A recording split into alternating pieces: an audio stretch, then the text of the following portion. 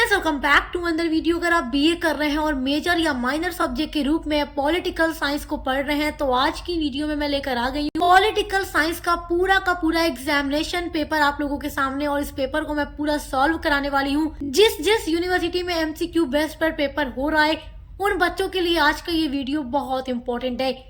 देखिए, जो बच्चे बीए कर रहे होंगे वो मेजर या माइनर किसी भी सब्जेक्ट के रूप में पॉलिटिकल साइंस को पढ़ रहे होंगे तो उनके लिए वीडियो इंपॉर्टेंट है। या जो बच्चे बीएससी या बीकॉम कर रहे हैं वो भी माइनर सब्जेक्ट के रूप में पॉलिटिकल साइंस को पढ़ सकते हैं। तो जो भी बच्चे मेजर या माइनर सब्जेक्ट के रूप में पॉलिटिकल साइंस को पढ़ते हैं जिनका टाइटल है पॉलिटिकल प्रोसेस इन इंडिया, तो आज की वीडियो में इसका पूरा पेपर लेकर आ गई हूँ जिसमें 75 क्वेश्चंस पूछे गए हैं और इस पेपर को पूरा सॉल्व कराने वाली हूँ।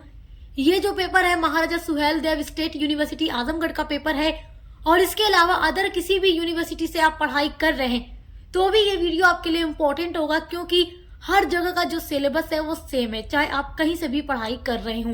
तो चलिए बिना देर किए वीडियो स्टार्ट करते हैं और इम्पोर्टेंट एमसीक्यूज को देखते हैं, क्योंकि अभी तक अगर आपका एग्जाम नहीं हुआ है तो यहाँ से 100% क्वेश्चन आप लोगों के एग्जाम में भी आने वाले हैं। तो देखिए, जो आपका पेपर होगा वो इंग्लिश और हिंदी दोनों में दिया जाएगा, यानी जो क्वेश्चंस इधर इंग्लिश में दिए जाएंगे वो इधर हिंदी में दिए जाएंगे, क्योंकि बहुत सारे बच्चे इंग्लिश में पढ़ाई करते हैं और बहुत सारे बच्चे हिंदी में पढ़ाई करते हैं। तो जो जिसमें पढ़ता है वो अपने क्वेश्चंस को वैसे रीड करेगा और उसके बाद जो आपका राइट ऑप्शन होगा उसको आपको अपने OMR शीट पर फिल करना होगा। तो देखिए, आपका फर्स्ट क्वेश्चन पूछा गया है राष्ट्र निर्माण का तात्पर्य है। तो इसके लिए पहले आपको चारों ऑप्शन को रीड करना होगा। नंबर 1 है देश का शक्तिशाली होना, दूसरा है देश में आर्थिक समानता स्थापित होना, तीसरा है साझा राष्ट्रीय पहचान और एकता की भावना पैदा करना, चौथा है देश का वैज्ञानिक विकास होना। तो देखिए, राष्ट्र निर्माण का तात्पर्य है साझा राष्ट्रीय पहचान और एकता की भावना को पैदा करना। तो ऑप्शन नंबर 3 आपका राइट आंसर है और आपको OMR शीट पर नंबर 1 में 3 वाले पर फिल कर देना है। आपका दूसरा क्वेश्चन पूछा गया है मतदान व्यवहार का निर्धारक तत्व नहीं है। क्वेश्चन क्या कह रहा है? मतदान व्यवहार का निर्धारक तत्व। तो देखिए, आपकी जो टोटल 8 यूनिट्स है उनको हम पढ़ा चुके हैं एकदम डिटेल में। अगर आपने सारी यूनिट्स पढ़ी होगी हमारे साथ तो आप लोगों के लिए पेपर अटेम्प्ट करना बहुत ही आसान है, क्योंकि सारे क्वेश्चन आपकी यूनिट से ही पूछे जाते हैं MCQ बेस्ड में भी। तो आपको टेंशन नहीं लेना है। अगर आप लोगों ने हमारे साथ क्लासेस नहीं तो प्लेलिस्ट की लिंक मैं आपको इसी वीडियो के डिस्क्रिप्शन बॉक्स में दे दूंगी, आप लोग देख लीजिएगा। मैंने सब आप लोगों को पढ़ाया है कि मतदान व्यवहार का निर्धारक तत्व क्या है और क्या नहीं है। तो आपको याद होगा, जिन्होंने पढ़ा होगा हमारे साथ, कि जाति एवं धर्म मतदान व्यवहार का निर्धारक तत्व है। तो ये आपका तो हो ही नहीं सकता, क्योंकि यहाँ पूछ रहा है तत्व नहीं है। उसके बाद है निर्वाचन आयोग, फिर है सरकार का प्रदर्शन, उसके बाद है उम्मीदवार का व्यक्तित्व। तो सरकार का प्रदर्शन, उम्मीदवार का व्यक्तित्व या जाति एवं धर्म, ये सब मतदान व्यवहार के निर्धारक तत्व हैं। तो प्रश्न पूछता है निर्धारक तत्व कौन सा एक नहीं है, तो निर्वाचन आयोग मतदान व्यवहार का निर्धारक तत्व नहीं है। ऑप्शन नंबर 2 आपका राइट आंसर है। तीसरा क्वेश्चन आपसे पूछा गया है चुनाव सुधार का क्या उद्देश्य नहीं। चुनाव सुधार का उद्देश्य क्या नहीं है? तो चुनाव प्रक्रिया को पारदर्शी बनाना, ये चुनाव सुधार का उद्देश्य है। चुनाव आयोग को सशक्त बनाना, ये भी उद्देश्य है। तो प्रश्न पूछ रहा है उद्देश्य नहीं है, तो चुनाव प्रक्रिया को जटिल बनाना चुनाव सुधार का उद्देश्य नहीं है। तो ऑप्शन नंबर 3 आपका राइट आंसर है। क्वेश्चन नंबर 4 है चुनाव सुधार से जुड़ी क्या चुनौती है। तो चुनाव सुधार से जुड़ी चुनौती क्या है? तो चुनाव आयोग की सक्रियता को बढ़ाना। तो ऑप्शन नंबर 2 राइट है।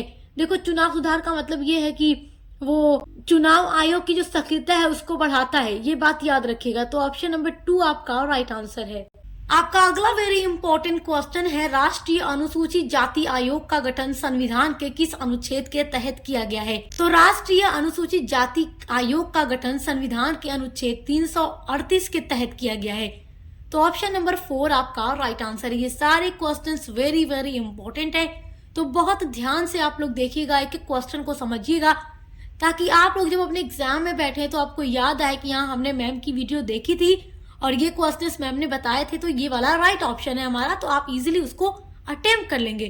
तो जो वीडियोस हम आपके लिए अपलोड करते हैं आप देखा कीजिए, यहाँ से आपकी काफी ज्यादा हेल्प होगी, क्योंकि हम सब कुछ बिल्कुल वैसे ही आपको प्रोवाइड कराते हैं जैसे जैसे आपके एग्जाम में क्वेश्चंस आते हैं, जो कुछ इम्पोर्टेंट होता है आपके लिए। अगला क्वेश्चन है राष्ट्रीय महिला कोष का निर्माण कब किया गया। तो इसका निर्माण किया गया था 1993 में। तो ऑप्शन नंबर 3 आपका राइट है। आपका अगला वेरी इंपॉर्टेंट क्वेश्चन है, क्वेश्चन नंबर 7 पूछा गया है, जाति का राजनीति पर क्या प्रभाव पड़ता है। तो आप लोगों को याद होगा, सब कुछ आप पढ़ चुके हैं। जाति का राजनीति पर देखो, जाति के आधार पर उम्मीदवार का चयन, ये भी एक प्रभाव है। तो ऑप्शन नंबर 1 भी कहीं ना कहीं आपका राइट है। जाति के आधार पर चुनाव का प्रचार करना, ये भी राइट है। उसके अलावा जाति के आधार पर मंत्री पद का बंटवारा भी करना, तो जाति का जो प्रभाव पड़ता है राजनीति पर, ये सभी पॉइंट उसमें शामिल हैं। तो इसीलिए उपरयुक्त सभी, ऑप्शन नंबर 4 आपका राइट है।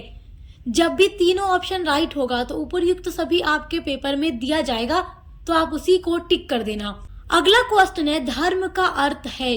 तो यहाँ 4 ऑप्शन दिया गया है। पहला है सामाजिक नियम, दूसरा है 100 कर्तव्य पालन, तीसरा दिया गया है दोनों 1 और 2, उसके बाद चौथा है उपरयुक्त में से कोई नहीं। तो धर्म का अर्थ सामाजिक नियम भी है, 100 कर्तव्य पालन भी है।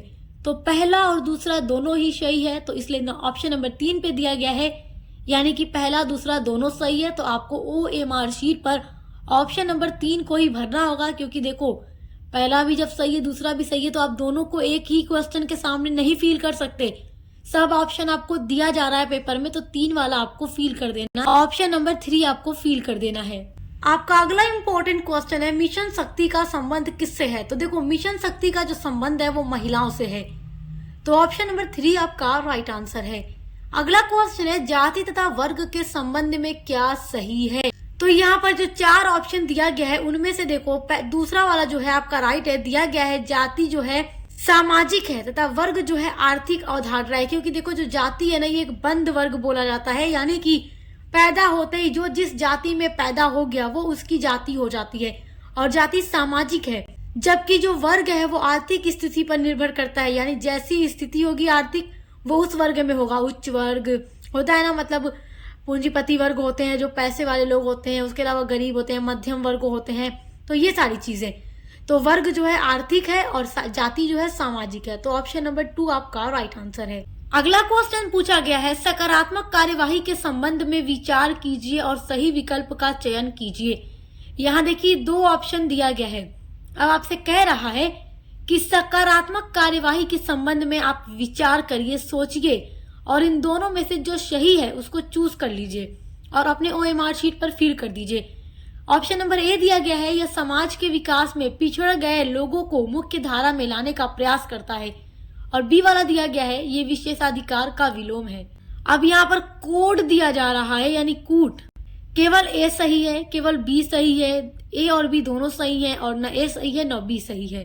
तो जब हम इस प्रश्न को गौर से पढ़ते हैं और समझते हैं तो हमें ये पता चलता है कि देखो जो सकारात्मक कार्यवाही है उसके संबंध में अगर हम सोचते हैं तो ये समाज के विकास में जो भी पिछड़े हुए लोग हैं उनको आगे बढ़ाने की बात करता है। ऑप्शन में से ऑप्शन नंबर ए राइट होगा कि यह समाज के विकास में पिछड़ गए लोगों को मुख्य धारा में लाने का प्रयास करता है। तो केवल ए सही है, ऑप्शन नंबर 1 आपका राइट है। अब देखिए जो 12वां प्रश्न पूछा गया है वो है, हैदराबाद रियासत का विलय किस विधि से भारत में किया गया। तो देखो हैदराबाद रियासत का जो विलय किया गया था वो ऑपरेशन पोलो नामक सैन्य अभियान के द्वारा किया गया था, और जो वहाँ के निजाम थे उन्होंने विलय से इनकार कर दिया था, लेकिन बाद में उन्होंने आत्मसमर्पण कर दिया और हैदराबाद का सफलतापूर्वक भारत में विलय हो गया, जिससे ये भारत का एक अभिन्न अंग बन गया था। तो देखो इसका जो विलय किया गया था ये विलय पत्र में हस्ताक्षर करा कर किया गया था। तो यहाँ पर 4 ऑप्शन में से ऑप्शन नंबर 1 आपका राइट आंसर है। क्वेश्चन नंबर 13 पूछा गया है, राज्य निर्वाचन आयोग का कार्य नहीं है। तो यहाँ पर देखो पूछ रहा है कि राज्य निर्वाचन आयोग का कार्य क्या नहीं है। तो इसमें से 3 कार्य ऐसे होंगे जो राज्य निर्वाचन आयोग के कार्य होंगे, तभी तो एक वाले पर आप टिक करोगे, मतलब जो एक राइट होगा उस पर टिक करोगे कि हाँ ये कार्य नहीं है। तो ऑप्शन नंबर 1 देखो दिया गया है, राज्य विधानसभा का निर्वाचन कराना।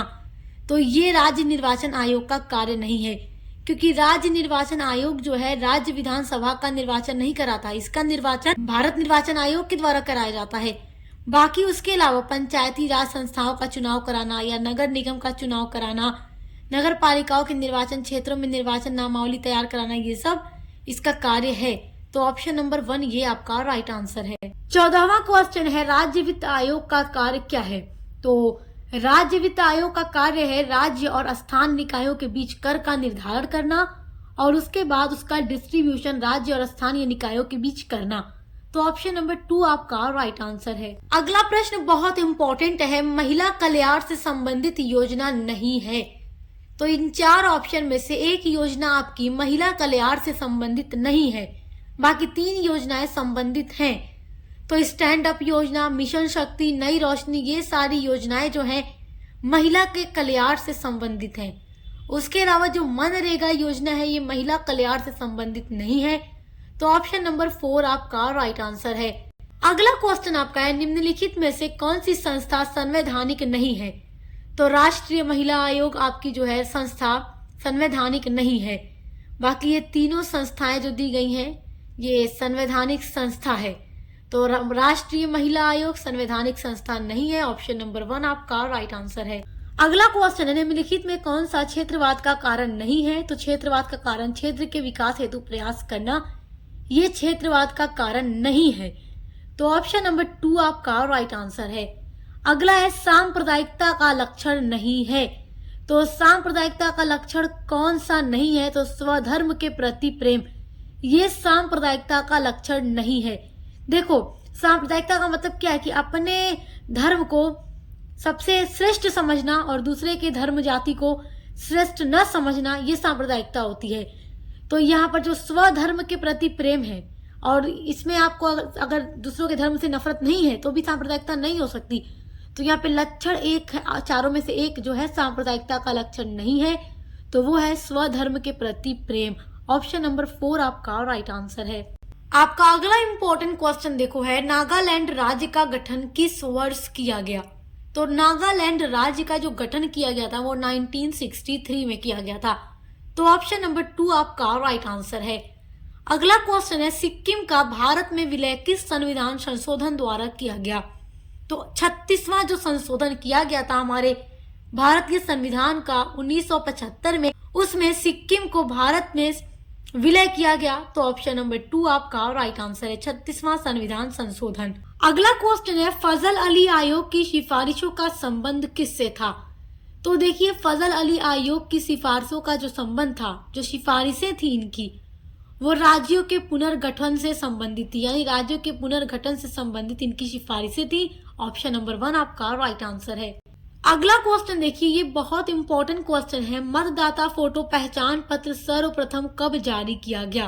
तो मतदाता फोटो पहचान पत्र सबसे पहले 1993 में जारी किया गया। ऑप्शन नंबर 3 राइट है। इस तरीके का जो भी प्रश्न आ रहा है तो आपको बहुत अच्छे से याद रखना होगा, क्योंकि ये डेट वगैरह बच्चे अक्सर भूल जाते हैं। तो आप लोग नोट कर सकते हैं अपनी नोटबुक में क्वेश्चन ये उतार करके, ताकि आप लोग इसको याद कर लें और एग्जाम में आप इजीली अपने राइट आंसर को अटेम्प्ट कर सकें, क्योंकि ये सारे क्वेश्चंस एग्जाम में जरूर आएंगे। अगला इंपॉर्टेंट क्वेश्चन है अनुसूची 11 तथा अनुसूची 12 में क्रमशः निम्नलिखित विषय हैं, यानी कि कितने विषय हैं। तो हमारे भारतीय संविधान की जो अनुसूची 11 है और अनुसूची 12 है, उसमें क्रमशः कितने विषय हैं। तो अनुसूची 11 के अंदर 29 विषय हैं और अनुसूची 12 के अंदर 18 विषय हैं। तो ऑप्शन नंबर 3 आपका राइट आंसर है। ये बहुत इंपॉर्टेंट क्वेश्चन है, इसको तैयार रखिएगा। क्वेश्चन नंबर 24 है मनरेगा के संबंध में क्या सही है।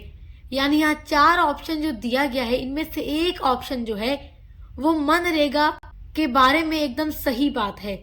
तो पहला है इसमें 200 दिन रोजगार की गारंटी है, तो ये तो गलत है, क्योंकि मनरेगा योजना में 100 दिन रोजगार की गारंटी दी गई है। तो 200 आपका हो गया गलत, तो ये संबंध सही नहीं है, मतलब ये मनरेगा से संबंधित सही नहीं है। दूसरा है ये 2 अक्टूबर 2006 में लागू हुई, तो ये भी सही नहीं है। ये योजना नहीं अधिनियम है, तो ये भी गलत है, क्योंकि ये योजना है अधिनियम नहीं है। उसके अलावा चौथा है ये केंद्र सरकार द्वारा चलाई जाने वाली योजना है, तो यस ये राइट है।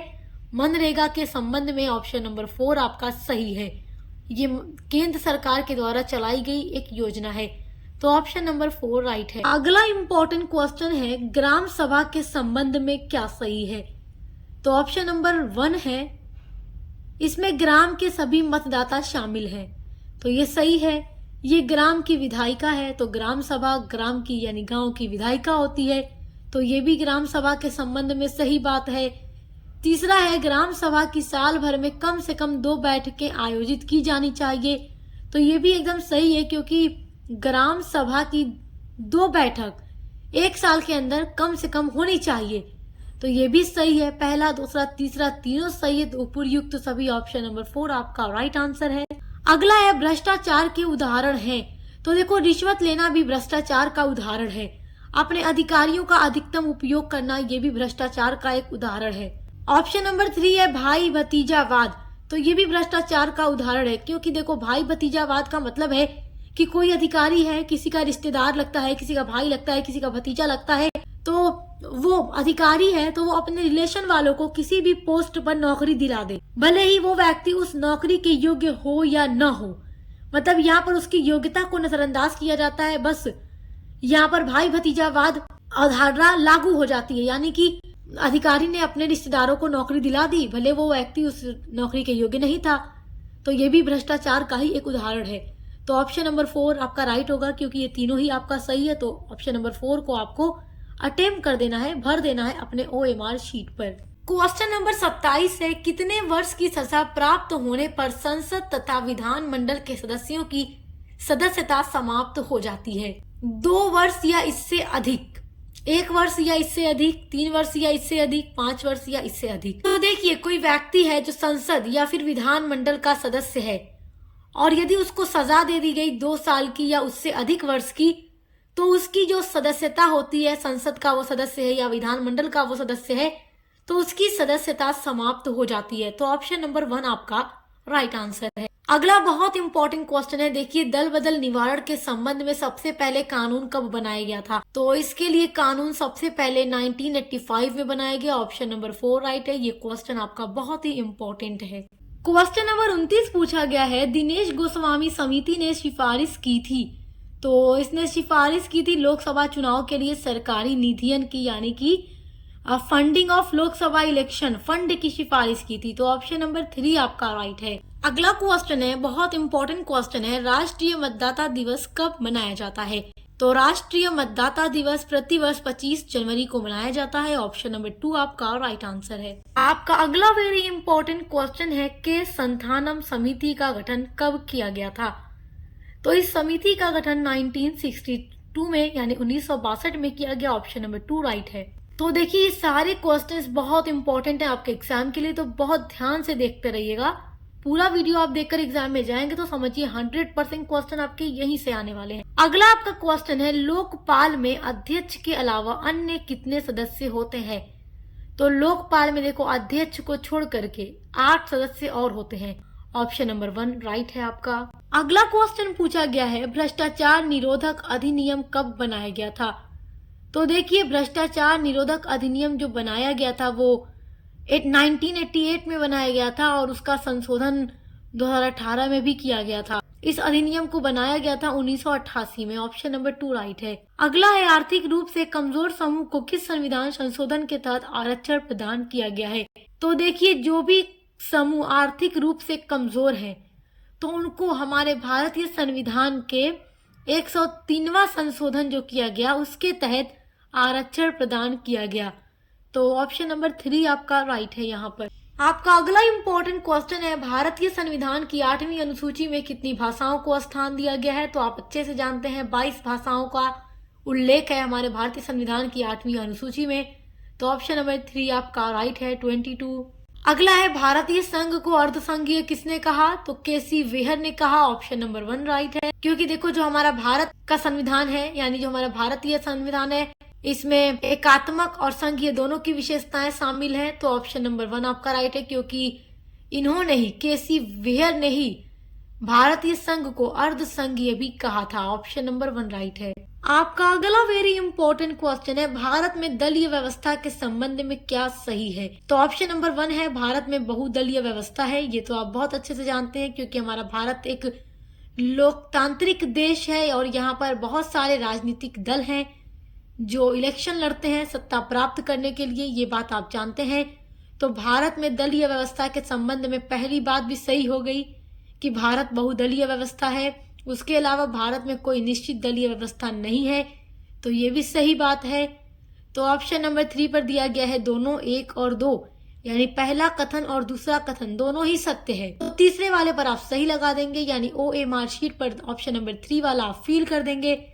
ये वाला आपका राइट आंसर है। आपका अगला क्वेश्चन है गठबंधन सरकार की विशेषताएं हैं। तो देखो, गठबंधन की जो सरकार है वो प्राय अस्थिर होती है, और गठबंधन सरकार के बारे में मैं आप लोगों को पढ़ा चुकी हूँ। और आपको पता है कि ये अस्थिर क्यों होती है, क्योंकि यहाँ पर बहुत सारे राजनीतिक दल मिल करके सरकार बनाते हैं, और यदि गठबंधन टूटता है तो सरकार के टूटने का डर रहता है, तो इसलिए गठबंधन की सरकार प्राय अस्थिर होती है। तो ये भी आपकी एक विशेषता है गठबंधन सरकार की। उसके अलावा देखो, दूसरा है गठबंधन सरकारों में समाज के अनेक समूहों की सहभागिता बढ़ती है, तो ये भी विशेषता है। गठबंधन सरकारें संघवाद को मजबूत करती हैं, तो तीनों ही गठबंधन सरकार की विशेषता है। तो ऑप्शन नंबर 4 उपयुक्त सभी ये आपका राइट आंसर है। अगला इम्पोर्टेंट क्वेश्चन है, देखो, भारत में सबसे पहले पंचायती राज व्यवस्था किस राज्य में लागू की गई थी? तो सबसे पहले भारत में पंचायती राज व्यवस्था को राजस्थान में लागू किया गया था। ऑप्शन नंबर 1 आपका राइट है। अगला क्वेश्चन है सूची फर्स्ट, यानी सूची देखो, पहली सूची दी गई है, यहाँ पर दूसरी सूची दी गई है। तो सूची फर्स्ट के समूहों का मिलान सूची सेकेंड से कीजिए और दिए गए कूट से सही उत्तर चुनिए। यहाँ पर एक सूची दी गई है जहाँ पर समिति का नाम दिया गया है। यहाँ पर एक सूची दी गई है जिसमें उस समिति की स्थापना का वर्ष दिया गया है, तो आपको मिलान करना है। तो यहाँ पर आपको मिलान करना है पहली सूची का दूसरी सूची के साथ। तो देखो, ऑप्शन नंबर ए है बलवंत राय मेहता। इस समिति की स्थापना किस वर्ष में की गई थी? तो देखो, जब मैंने इसको सर्च किया बहुत ज्यादा, क्योंकि इसमें मुझे थोड़ा डाउट था, तो दे रहा है 1957 में इसकी स्थापना की गई।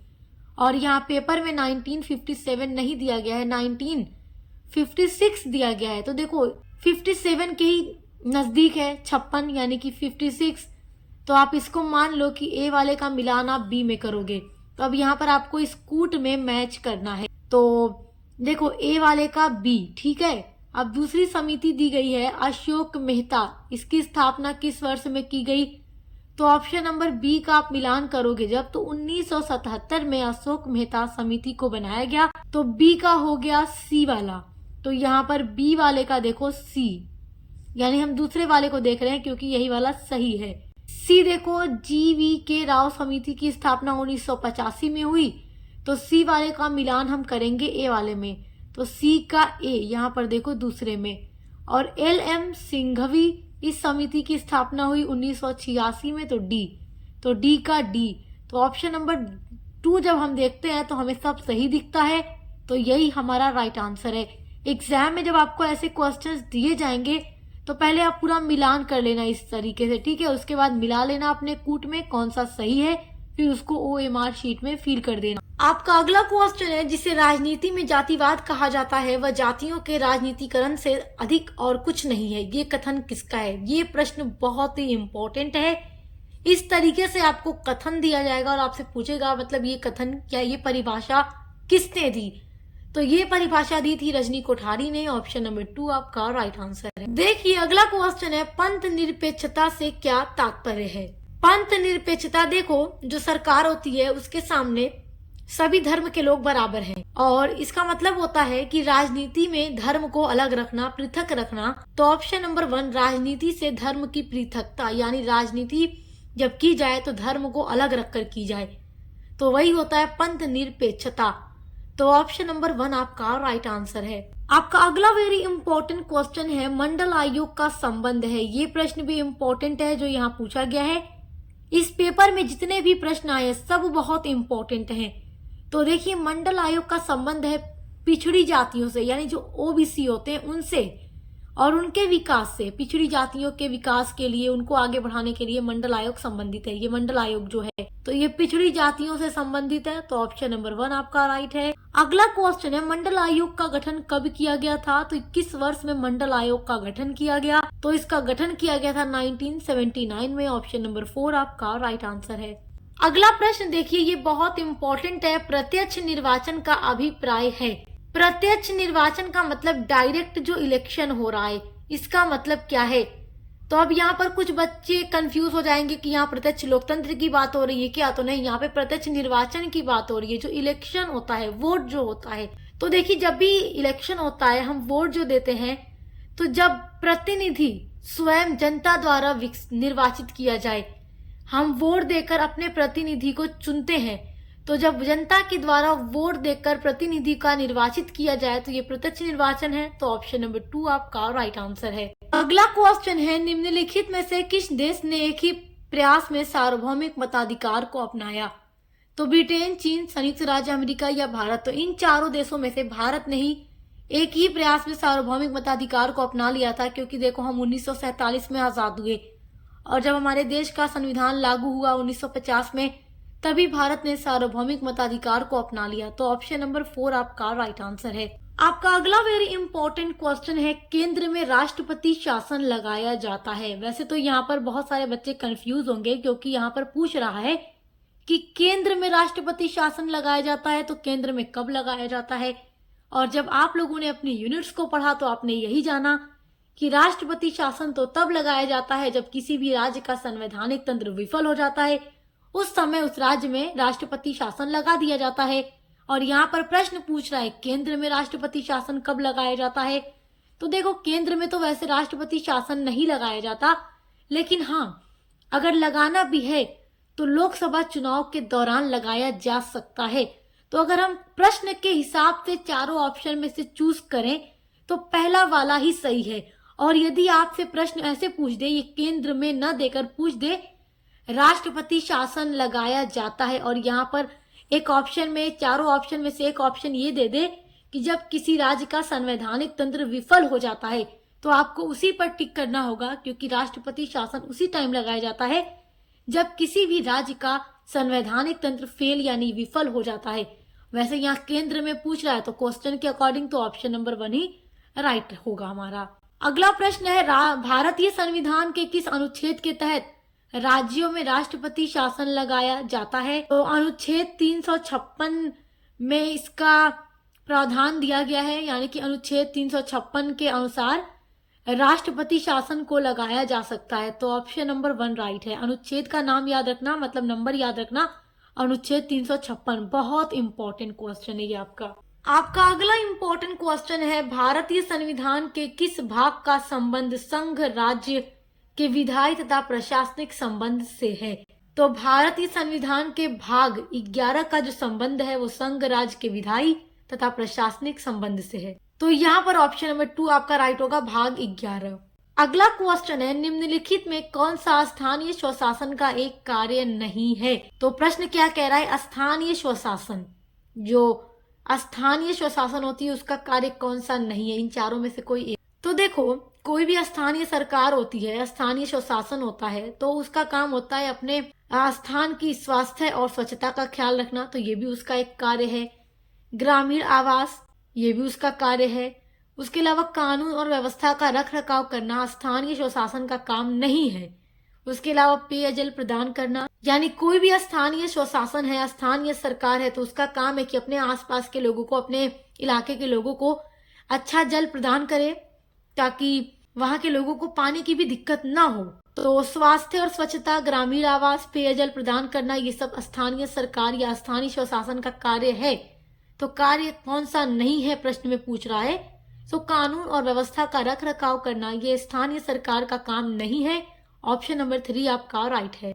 अगला है, भारत में पहला नगर निगम कहाँ पर स्थापित किया गया? तो मद्रास में सबसे पहली बार नगर निगम को स्थापित किया गया 1688 ईस्वी में। आपको ये वर्ष याद रखना है, क्योंकि आपसे ये भी पूछ सकता है कि पहला नगर निगम किस सन में स्थापित किया गया? तो 1688 में मद्रास में। और उसके बाद बम्बई या कलकत्ता में भी नगर निगम स्थापित किया गया था, लेकिन पहली बार मद्रास में किया गया। तो राइट आंसर ऑप्शन नंबर 2 है। अगला है, नगर निगम की स्थापना की जाती है तो किसके द्वारा की जाती है? तो नगर निगम की स्थापना राज्य विधान मंडल के अधिनियम द्वारा की जाती है। ऑप्शन नंबर 2 आपका राइट है। आपका अगला इंपॉर्टेंट क्वेश्चन है, दबाव समूहों का मुख्य उद्देश्य है। तो दबाव समूह के बारे में भी एक टॉपिक आपके सिलेबस में दिया गया है और उसको भी हम पढ़ा चुके हैं। दबाव समूह क्या होता है, इसके क्या उद्देश्य है, इसके क्या तत्व हैं, सब कुछ आप पढ़ चुके हैं हमारे साथ। और नहीं पढ़ा है तो आप प्लेलिस्ट में चेक करके पढ़ भी सकते हैं। देखो, आपको पता है कि दबाव समूह जो होता है ये एक तरीके का दल ही होता है, लेकिन इसका उद्देश्य सत्ता प्राप्त करना नहीं है।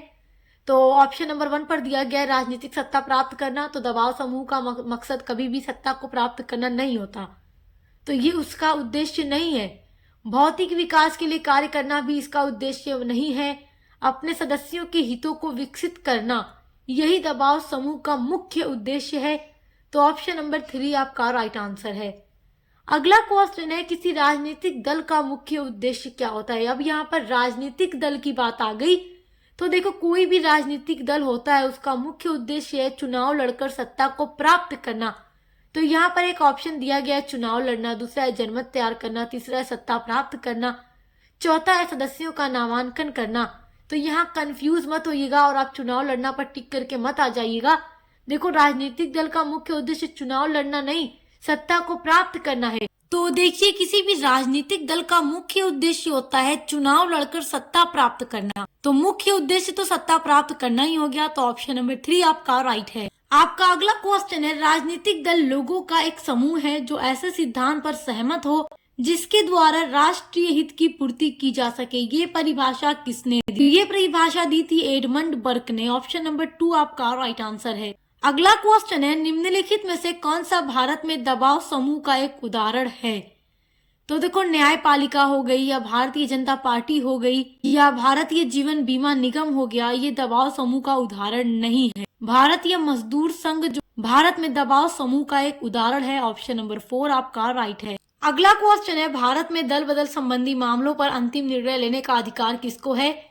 तो सदन के अध्यक्ष को है, यानी the speaker of the house. Option number 3 आपका राइट है। अगला है, भारत में मान्यता प्राप्त राष्ट्रीय पार्टी कौन सी नहीं है। तो भारतीय कम्युनिस्ट पार्टी ये नहीं है। ऑप्शन नंबर 1 आपका राइट है। अगला प्रश्न है, भारत में लोकतंत्रीकरण के मार्ग में निम्नलिखित में से कौन सी एक बाधा नहीं है। इन चारों में से एक जो है लोकतंत्रीकरण के मार्ग में बाधा नहीं है, यानी रुकावट नहीं है, बाकी तीनों हैं। तो देखो आर्थिक विकास जो है वो कभी भी लोकतंत्रीकरण के मार्ग में बाधा नहीं हो सकती, क्योंकि जब आर्थिक विकास होगा तो लोकतंत्रीकरण का मार्ग जो है यानी लोकतंत्र जो है और विकसित होगा, देश हमारा आगे बढ़ेगा, तो ये बाधा नहीं है। बाकी अशिक्षा हो गया, बेरोजगारी हो गई, उच्च मुद्रास्फीति हो गई, ये सब लोकतंत्रीकरण के मार्ग में बाधा है, रुकावट है। तो ऑप्शन नंबर 1 आपका राइट है। आर्थिक विकास ये लोकतंत्रीकरण के मार्ग में बाधा नहीं है। अगला प्रश्न है, भारत में संघवाद की कौन सी विशेषता नहीं है। तो देखो भारत में संघ तथा राज्यों के मध्य शक्तियों का बंटवारा होता है, ये मैं आपको पढ़ा चुकी हूँ। भारत में संघवाद के बारे में तो आप पढ़ चुके हैं, तो आप जानते हैं कि संघ तथा राज्यों के मध्य शक्तियों का बंटवारा हो जाता है, यानी केंद्र सरकार और राज्य सरकार की शक्तियां बटी हुई हैं, लेकिन केंद्र सरकार के पास अधिक शक्ति है। उसके अलावा भारत में लिखित संविधान है, ये भी संघवाद की एक विशेषता है। स्वतंत्र न्यायपालिका ये भी संघवाद की एक विशेषता है। दोहरी नागरिकता ये नहीं है। ऑप्शन नंबर 4 आपका राइट है। अगला क्वेश्चन है, लोकतांत्रिक विकेंद्रीकरण से क्या तात्पर्य है। तो इसका तात्पर्य है पंचायती राज की स्थापना से। ऑप्शन नंबर 4 राइट है। अगला है, निम्नलिखित में कौन पंचायती राज की स्थानीय सरकार की 3 स्तरीय संरचना का एक संघटक नहीं है। तो जो क्षेत्र होगा वो संघटक नहीं है, क्योंकि ग्राम, प्रखंड यानी ब्लॉक या जिला, ये सब पंचायती राज की स्थानीय सरकार की 3 स्तरीय संरचना का ही संघटक है। तो संघटक कौन सा नहीं है, तो क्षेत्र नहीं है। ऑप्शन नंबर 2 आपका राइट है। राज्य सरकार और स्थानीय सरकारों के मध्य राजस्व विभाजन के लिए निम्न में से कौन उत्तरदायी है। तो देखो राज्य सरकार और स्थानीय सरकार के बीच राजस्व विभाजन के लिए उत्तरदायी होता है राज्य वित्त आयोग। ऑप्शन नंबर 3 आपका राइट है। अगला है, जाति प्रथा का तत्व है। तो चेतना बोध जाति प्रथा का तत्व है। ऑप्शन नंबर 4 आपका राइट आंसर है। आपका अगला प्रश्न है, भारत में केंद्र राज्य संबंध प्रभावित होते हैं। तो देखो भारत में जो केंद्र सरकार और राज्य सरकार का संबंध है वो किससे प्रभावित होता है। तो संविधान के प्रावधानों से भी ये गहरी तरीके से प्रभावित होते हैं। ऑप्शन नंबर बी है नियोजन प्रक्रिया से, तो इससे भी प्रभावित होते हैं। सी दिया गया है राजनीति हितों के अंतर विरोध से। डी दिया गया हुक्म चलाने की प्रबलता इच्छा से। तो इन चारों चीजों से ही केंद्र राज्य संबंध प्रभावित होते हैं। तो आप कैसे ओएमआर शीट पर फिल करोगे, यहाँ पर कोड दिया गया है, देखो A, B, C और D, यानी चारों राइट है, तो 4 नंबर वाला आपको ऑप्शन में भर देना है। अगला क्वेश्चन है, भारतीय संविधान में अवशिष्ट शक्तियां किसमें निहित होती हैं। तो संसद में निहित होती है। ऑप्शन नंबर 2 राइट है। अगला क्वेश्चन है, भारतीय संविधान के किस अनुच्छेद के अंतर्गत अंतरराज्यीय परिषद के संबंध में प्रावधान है? तो अनुच्छेद 263 के अंदर। ऑप्शन नंबर 2 आपका राइट है। अगला क्वेश्चन है, भारत में दल विहीन लोकतंत्र के विचार की वकालत किसने की? तो जयप्रकाश नारायण ने दल विहीन लोकतंत्र के विचार की वकालत की भारत में। तो ऑप्शन नंबर 2 राइट है। ये सारे क्वेश्चंस बहुत इंपॉर्टेंट हैं। अगला देखिए, निम्नलिखित में से कौन सा राजनीतिक दल का आवश्यक तत्व नहीं है? तो अन्य देशों द्वारा मान्यता ये राजनीतिक दल का आवश्यक तत्व नहीं है। तो ऑप्शन नंबर 1 आपका राइट आंसर है। आपका अगला इम्पोर्टेंट क्वेश्चन है, आम चुनाव हेतु निर्वाचन क्षेत्रों का निर्धारण किया जाता है तो परिसीमन आयोग द्वारा किया जाता है। ऑप्शन नंबर 2 राइट है। ये सारे क्वेश्चंस बहुत इंपॉर्टेंट हैं। अगला प्रश्न है, जनमत के निर्माण में मुख्य तत्व होता है तो स्वतंत्र प्रेस आपका हो जाएगा राइट आंसर। ऑप्शन नंबर 3 आपका राइट है। आपका अगला इम्पोर्टेंट क्वेश्चन है, सरकारीय आयोग की सिफारिशों का संबंध है तो सरकारीय आयोग की सिफारिशों का संबंध किससे है? केंद्र और राज्यों के पारस्परिक संबंधों से है। ऑप्शन नंबर 4 आपका राइट आंसर है। अगला क्वेश्चन है, प्राय किसकी सलाह पर राज्य में राष्ट्रपति शासन लागू किया जाता है? तो देखो, राज्यपाल की सलाह पर राज्यों में राष्ट्रपति शासन को लागू किया जाता है। तो ऑप्शन नंबर 4 आपका राइट है। और क्यों लागू किया जाता है? जब किसी राज्य का संवैधानिक तंत्र विफल हो जाता है उस टाइम पर लागू किया जाता है राष्ट्रपति शासन को। आपका अगला क्वेश्चन है, राष्ट्रपति शासन अधिकतम किस अवधि तक लगाया जा सकता है? तो देखो, जब भी किसी राज्य में अगर राष्ट्रपति शासन लगाया जाता है तो 6 महीने के लिए लगाया जाता है, यानी 6 माह। लेकिन उसको संसद के द्वारा मंजूरी लेकर के बढ़ाया जा सकता है हर 6 महीने पर। तो अधिकतम अवधि जो होगी, यानी अधिकतम कितनी अवधि तक राष्ट्रपति शासन लगाया जा सकता है? तो 3 वर्ष। ऑप्शन नंबर 1 आपका राइट हो जाएगा। आपका अगला इंपॉर्टेंट क्वेश्चन है, राष्ट्रपति शासन सर्वप्रथम कहाँ लागू किया गया था? तो देखो, सबसे पहली बार इसको आप जब सर्च करोगे कहाँ पर किया गया तो देगा पंजाब में लागू किया गया। लेकिन इसको पहली बार लागू किया गया था पेप्सू में, क्योंकि देखो पेप्सू पहले एक अलग राज्य था लेकिन अब नहीं है, इसका पंजाब में विलय हो चुका है। तो आप तभी टिक पेप्सू पर ही करोगे। अगर पंजाब ऑप्शन में देगा तो आप पंजाब पर ही टिक करोगे।